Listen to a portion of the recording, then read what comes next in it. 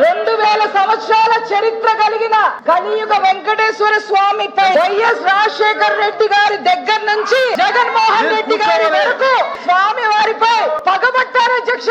Jaganmohan Reddy vision చిమ్మారు అధ్యక్ష.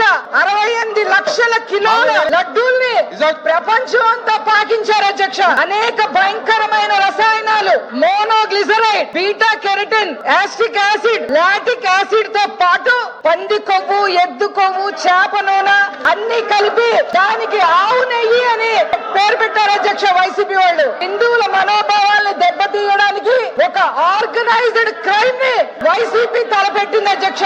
అందులో భాగంగా టెండర్ నిబంధనలు కొంచెం కూడా సోయ లేకుండా 250 కోట్ల స్కామ్ కి తెరలేపి టెండర్ నిబంధనలన్నీ కూడా అప్పుడు చైర్మన్ గా ఉన్న వైవి సుబ్బారెడ్డి గారు సడలించేశారు అధ్యక్ష. ఫుడ్ సేఫ్టీ నిబంధనలు అన్ని కూడా నీరుగా చేశారు అధ్యక్ష. నెయ్యి కల్తీ చేయడానికి వ్యవస్థలన్నీ నిర్వీర్యం చేసేశారు. ఈ టెండర్ నిబంధనల సడలింపు సిఫార్సులు ఆమోదిస్తూ అప్పటి చైర్మన్ గా ఉన్న వైవి సుబ్బారెడ్డి గారు సంతకం చేశారు అధ్యక్ష. నెయ్యి కల్తీ జరిగిందని ఎన్డీడీబీ రిపోర్ట్ ఇచ్చింది అధ్యక్ష. రసాయనాలతో పాటు జంతు కొవ్వు కలిసినట్టుగా కూడా స్పష్టం చేసింది అధ్యక్ష. వీళ్ళని ఏమనాలో మీరే చెప్పాలి అధ్యక్ష. సిట్ చార్జ్ షీట్ నంబర్ 35 లో ఏముందో ఒకసారి చదువుతాం అధ్యక్ష.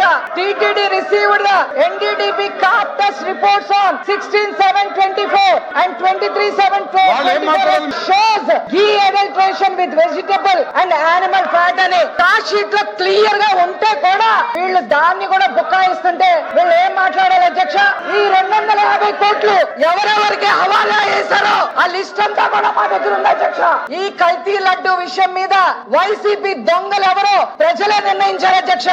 ఇన్ని సాక్ష్యాలు పెట్టుకుని వీళ్ళు బుకాయిస్తుంటే వీళ్ళని ఏమనాలో మీరే చెప్పాలి అధ్యక్ష. ఇది ఒక కుంభకోణమే కాదు అధ్యక్ష, ఇది హిందుత్వంపై దాడి అధ్యక్ష.